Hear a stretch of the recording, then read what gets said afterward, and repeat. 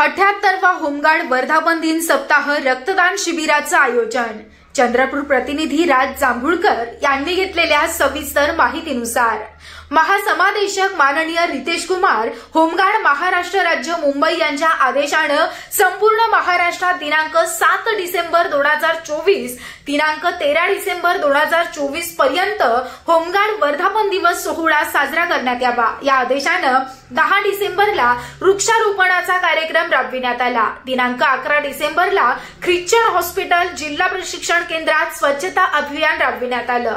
12 डिसेंबर रोजी चंद्रपूर शहरात route march राबविण्यात आला आणि 13 डिसेंबरला प्रशिक्षण केंद्र येथे रक्तदान शिबिराचं आयोजन करण्यात आलं होतं। प्रत्येक वर्षी होमगार्ड वर्धापन दिन सप्ताह साजरा केला जातो।